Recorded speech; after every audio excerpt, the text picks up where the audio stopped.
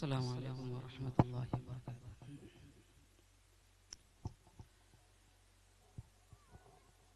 پہلی بات تو یہ کہ میں جمعیت علماء بلاک بسنترائے کا دل سے اس پر شکریہ ادا کرتا ہوں کہ آپ لوگوں نے میرے استقبال کے لیے یہ فیصلہ کیا۔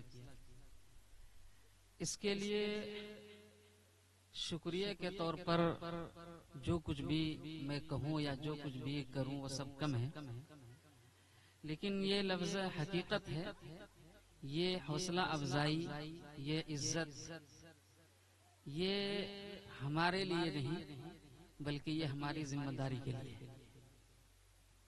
اگر میں یہ کہوں کہ اس سے ہمیں بڑی عزت ملی تو شاید جملہ بہت ہی غلط ہوگا، بلکہ حقیقت یہ ہے کہ آپ لوگوں نے یہ استقبال کر کے ایک ذمہ داری دی۔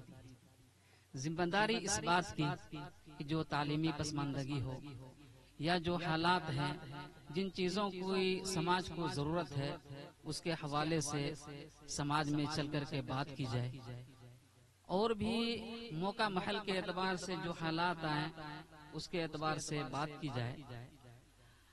اور اس موڑ پر یا اس خوشی کے موقع پر ایک دو پیغام یہ دینا چاہوں گا کہ یہاں جتنے بھی لوگ بیٹھے ہیں، آپ خود اپنی قوم کی ایک امید ہے۔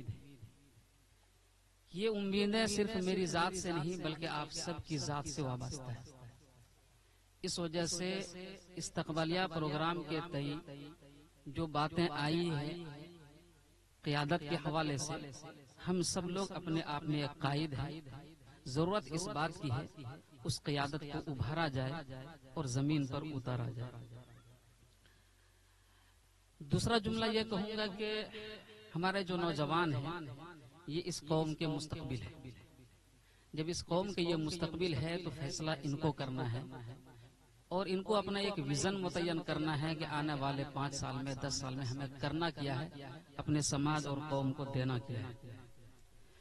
آخری بات یہ کہوں گا کہ ہم سب مل کر کے سماج کے متعلق ایک درد محسوس کریں، اور اس درد کو محسوس ہم رات کی تنہائی میں کر سکتے ہیں، اور پھر یہ دیکھیں کہ کیا ہمارا سماج میں اس طریقے سے رہنا کیا یہ سماج کے لیے مفید ہے۔